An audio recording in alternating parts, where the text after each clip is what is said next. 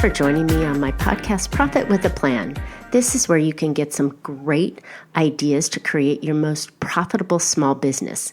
Just so you know, financial planning isn't only for those that have a lot of money or run big companies. A workable financial plan is for us everyday small business owners and professionals that want to make great financial decisions that lead to bigger profits. So join me, Marcia, your certified financial planner and financial business strategist, each Tuesday for smart ideas that can add more profits to your bottom line. I help ambitious business owners grow their profits fast using unique ways I've transformed from the investing world to grow their income and spend strategically that will produce bigger profits without killing themselves nor chasing more clients.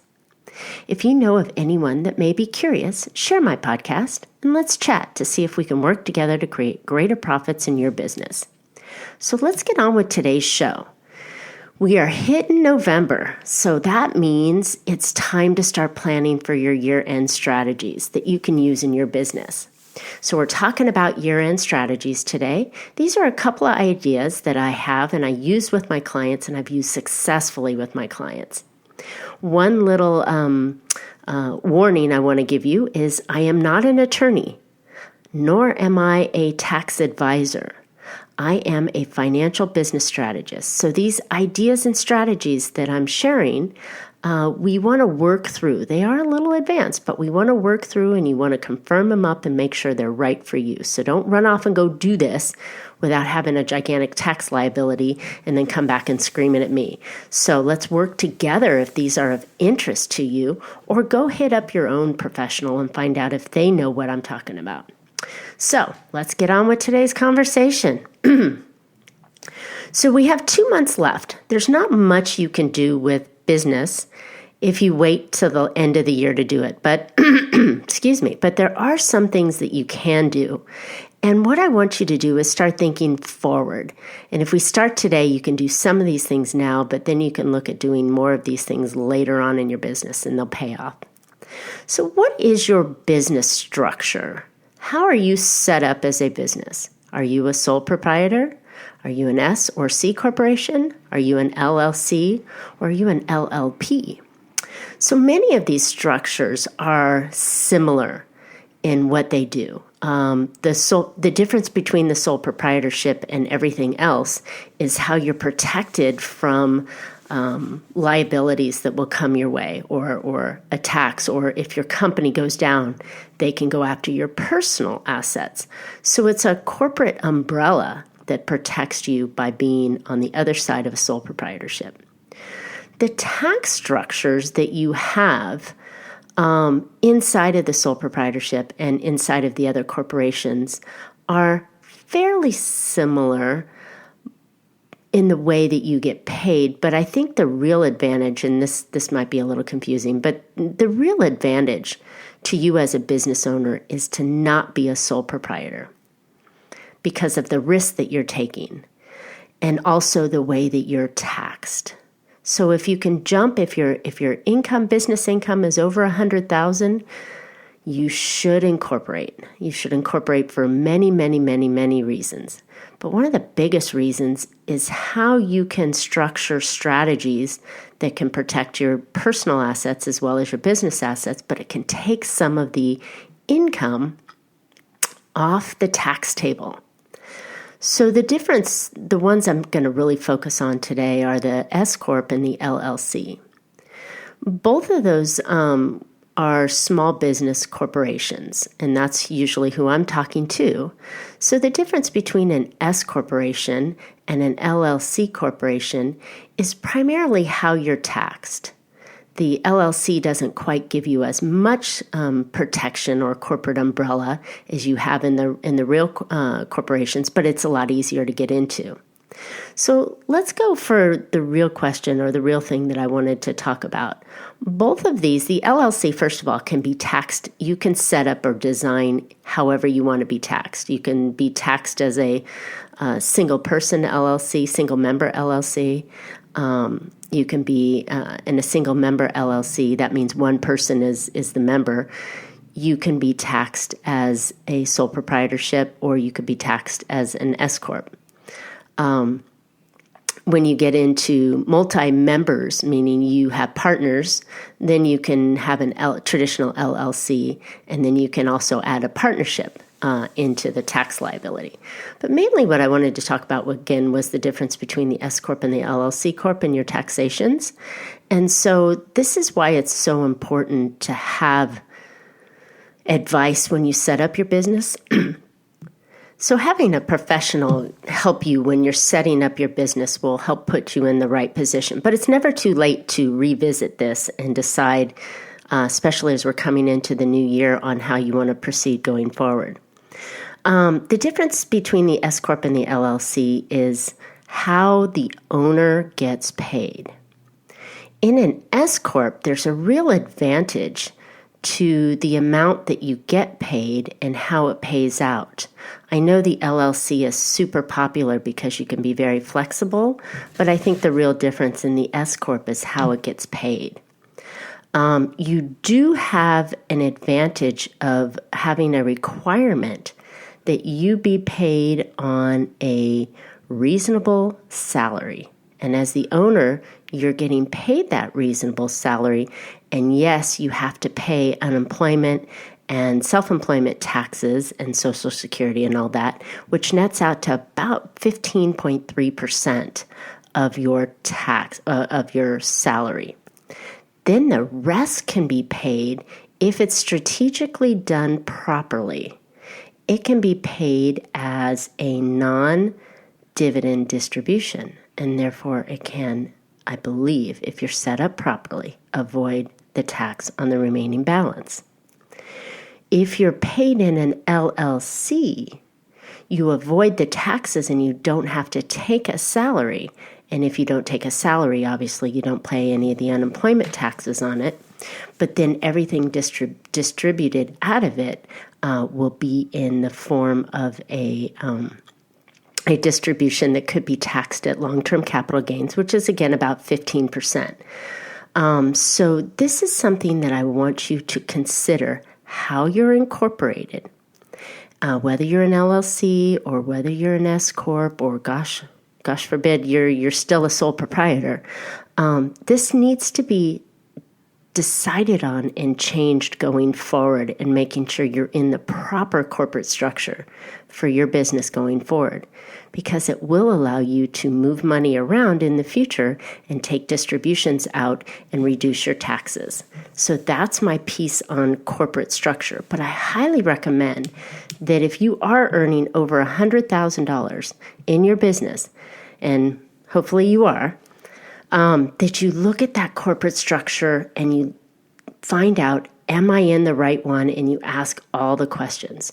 What would my opportunities be in an LLC versus an S Corp? And what would my opportunities be if I have to be a C Corp? C Corps tend to be double taxed. So you're no longer in a pass-through. You are taxed, you're taxed on your income, and the corporation is also taxed at the corporate structure, which in current tax idea is still around 21%. So it's no longer at the 35%, but it's still quite a bit higher. So we're always looking at ways that you can benefit this. And if you can adjust your corporate structure into the right path, you can save some money. And then you can take advantage of a lot of layering and a lot of different things that you can do, and you can take advantage of a lot of the strategies that I talk about, especially if you're in that corporate structure. So, number 2, I would suggest that you take a time and get out of your business with all of your documents and your numbers and rerun your personal and business budget. This is going to allow you to anticipate where your balances are for the year end and what you can start to do that can make some changes for next year and to possibly reduce your taxes this year. So if you understand what your personal budget is, you know exactly how much money you need each month at the bare minimum to make your household run. Please don't take any more than that out of your life, out of your business at this time. Make sure that, because you're taxing yourself on it unnecessarily and you're kind of shutting the door on some opportunities that you can make. Same with the business. Figure out exactly what your business is anticipated to make this year. And then it's time to start evaluating what you can do. Because now that you know where you are, and I've been preaching this for years, for the entire year, now that you know where you are, you can make decisions going forward. So I encourage you to rerun your personal and business budgets and see where you are for the year. Then the first step, if you can afford it, which I should hope you can, stop paying yourself. If you can stop paying yourself, you're not going to receive a salary, nor are you going to receive a personal income tax deduction or a personal income tax charge. And that frees up money that can stay in your business. And when the money is in your business, you'll be able to do the next move. And the next move is you can start looking at buying income assets inside of your business. So if you own an asset or you spend your money in your business, you're not going to be taxed on it. But if you end up with a big profit at the end and you pay yourself that big profit, you're setting yourself up for taxes. So these are some of the things that we can start to look at in the last 2 months of the year. Ideally, we should be looking at this starting January and every month going after, but now's a good time to start getting that going. But I want you to look at income-generating assets with the leftover income. And if your company buys those assets, then your company holds an asset that's going to produce more income for you later on, and it's going to avoid having the taxes. So now your money is working double for you, like I've been talking about all year. The next thing that I want you to consider is funding your retirement. I want you to fund traditional retirements and non-traditional retirements. And depending upon your situation in your business, you have your business is, quote, a retirement piece for you, but also you should be funding investments that are for retirement. That will reduce your tax load, number one, nominally, but it will reduce your tax load. And then, so depending on whether you have set up a 401k, which can be quite costly to manage, versus depending on how many employees you have, or your corporate situation, I would highly suggest a SEP IRA. You can put $53,000 this year into a SEP IRA contribution to avoid taxes and grow money for you tax deferred, not tax free, tax deferred. So when you go to pull this money out of your SEP IRA, then you are taxed at that current tax bracket and goes through all the same rules and regulations as the IRA and the 401k has in it. But I think that that's a great tool for you if you've got some extra profits, which if you've been doing all of my suggestions all year long, you should have some profits going in there. And these are ways to avoid the taxes. The final thing that I'll say in making some shifts this year is please do not, and I'm going to say not again, do not prepay anything that needs to be paid in January. So don't make an extra mortgage payment. Don't make an extra payment in your business that has a regular schedule. Because if you're making extra payments on debt, then you may be messing with your opportunity for the following year. An example with a mortgage. So if you have your business mortgage or something along those lines that has the numbers that you pay each year, if you're prepaying next year, then you're gonna have to prepay again next year to keep it at 12. So you're not cutting off any advantages by prepaying. You may get an extra month of interest on it, but it's not worth it in the long run to prepay a debt that you have that's on a regular cycle because you just mess up next year. What I would suggest is that you take that money that you were going to prepay your debt and manage your debts appropriately. Go through and make sure that you're not over inundated with it. But that should be part of a plan, not a reaction at the end of the year. I'd say again, put that money towards buying an income generating asset.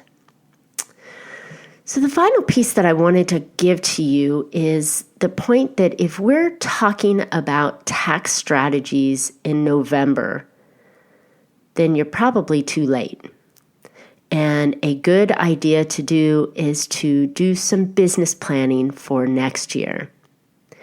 It's never a good idea to sit down and do your business plan in January and hope that by the end of January 31st, you have a solid business plan.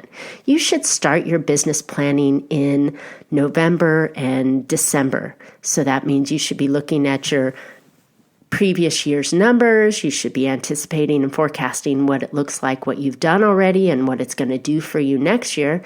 And you should start strategizing. What is my marketing plan? What is my financial plan? What is my business plan? Where are my clients coming from? Am I going to continue on the path that I have with my current pace? Meaning, do I still have the client flow that's coming in? What kind of changes do I need to make? Do I need to innovate and create new products for next year or services for next year? Do I need to increase my fees because inflation has caused us to increase our fees a little bit?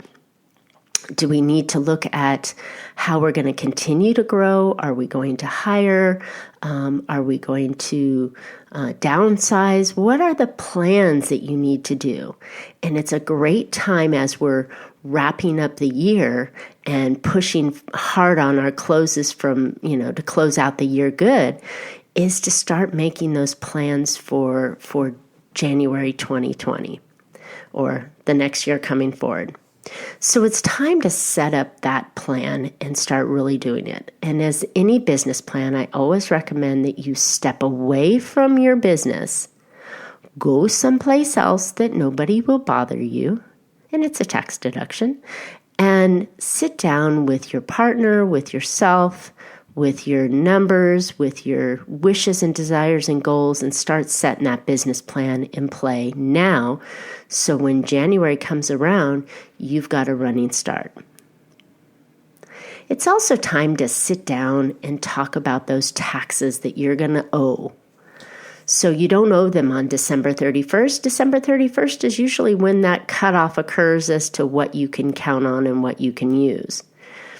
So now you're going to have a rough idea of your gross income. And if you've done taxes in the past, you should have some numbers on the taxes in your net income and what you might expect to pay. But now's the time for us to kind of set aside that money and give us an opportunity on having that money and what it can do for us between now and the time that you have to pay your taxes. Business taxes are due March 15th. Personal taxes are due April 15th. So you only have a few months to do it. And then if you have to file a delay or a deferment, then you can file it, and it's due September 15th, where we are October 15th for personal. So if you have taxes that you know are due, you've got 2 months to gather the money and put it away for your tax bill. This will help you plan as well. The final piece in having things that you need to do before the year end would be to plan for future business opportunities. So in your business plan that we just talked about a moment ago, part of that should be as looking for new opportunities, new innovations, new partnerships, new fields within your business, new product lines, new services. Staying in the same old will be very easy to chase your clients away because somebody else will be innovating with a new product or new service or new pricing structure or something that will come away and be attractive to your clients if you have repeat clients. So it's always good at the year end to start thinking about what you're going to do the next year that will be innovative and attractive and even repetitive for new clients.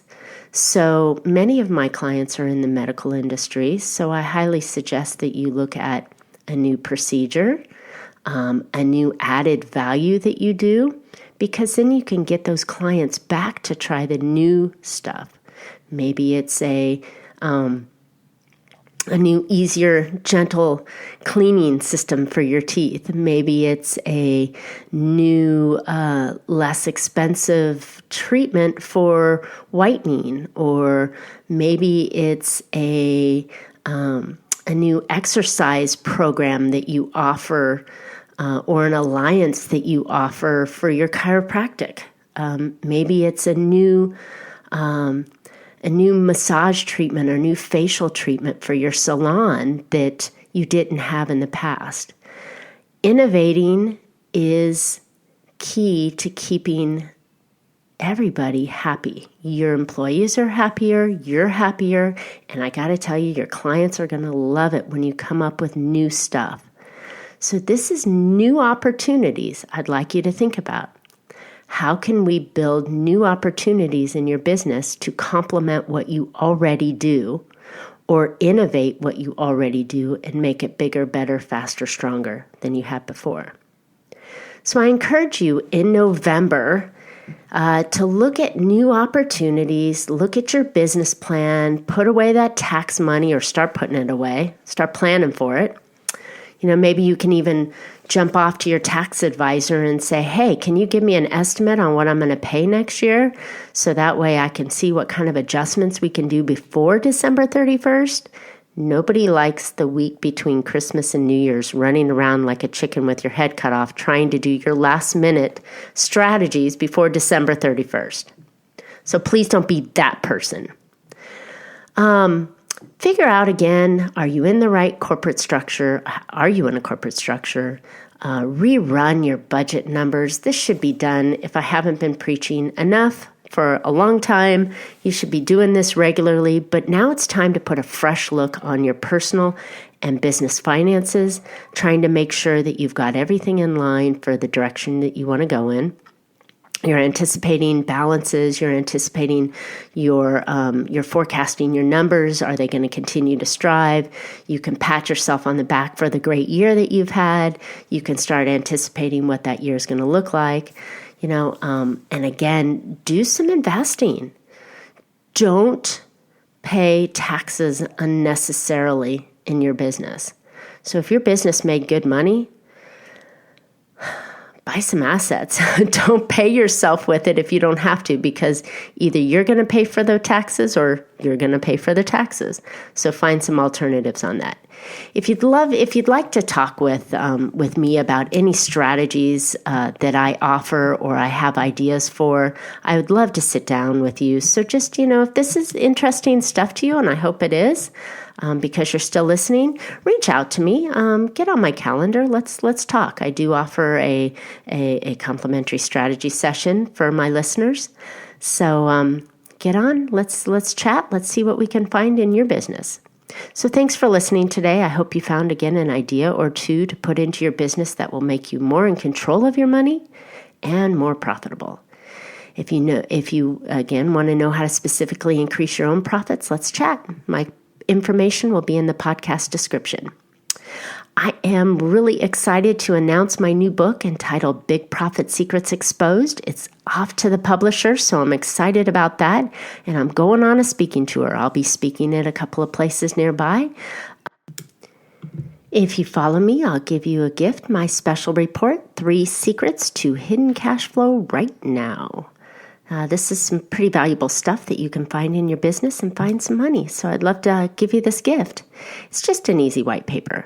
So anyways, I'd love to hear back from you. Questions, feedback, ideas for future shows, you can reach out to me on any of my social channels, Facebook, LinkedIn, Instagram, Bella Financial, or Marcia Reiner, or on my website, bellafinancialgroup.com. You can always catch Profit with the Plan on any of your favorite podcast players. Looking forward to more great, profitable information on next week's show. Until then, make your plans and profit with it.